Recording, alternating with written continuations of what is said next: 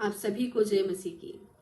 पहला पतरस के 2nd चैप्टर के 1st वर्स से 5th वर्स को जब हम पढ़ते हैं तो वहां पर यूं लिखा हुआ है, इसलिए सब प्रकार का बैर भाव और छल और कपट और डाह और निंदा को दूर करके नए जन्मे हुए बच्चों के समान निर्मल आत्मिक दूध की लालसा करो, ताकि उसके द्वारा उद्धार पाने के लिए बढ़ते जाओ, क्योंकि तुमने प्रभु की कृपा का स्वाद चख लिया है। उसके पास आकर जिसे मनुष्य ने तो निकम्मा ठहराया, परंतु परमेश्वर के निकट चुना हुआ और बहुमूल्य जीवता पत्थर है।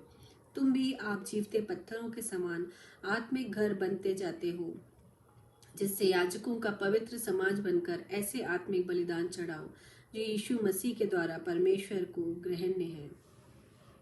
जी हाँ प्रियो, इस पद में पतरस हमें हमारे जीवन में बदलाव के लिए प्रेरित करते हैं।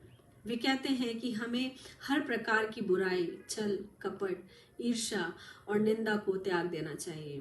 पतरस हमें ये समझाते हैं कि जैसे एक नवजात शिशु दूध की लालसा करता है, वैसे ही हमें परमेश्वर के वचन के शुद्ध आत्मिक दूध की लालसा करनी चाहिए, ताकि हम उसमें बढ़ सके और उसके उद्धार को प्राप्त कर सके। पतरस ये बताते हैं कि जब हम मसीह पर विश्वास करते हैं तो हम एक जीवित पत्थर बन जाते हैं, जिसे परमेश्वर ने अपने आत्मिक भवन की नींव रखने के लिए चुना है।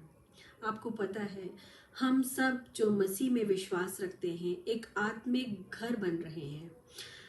हम एक पवित्र याजकता हैं जो परमेश्वर को स्वीकार्य और अर्थात भावता हुआ बलिदान चढ़ाने के लिए बुलाए गए हैं। यहाँ पर पतरस हमें ये सिखाते हैं कि हमें हर प्रकार की बुराई को त्याग कर पवित्र जीवन जीने की कोशिश करनी चाहिए।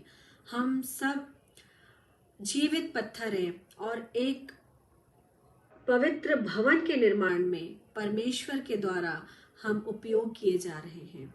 इस बात को ध्यान में रखते हुए हमें अपने जीवन को परमेश्वर की महिमा के लिए समर्पित करना चाहिए।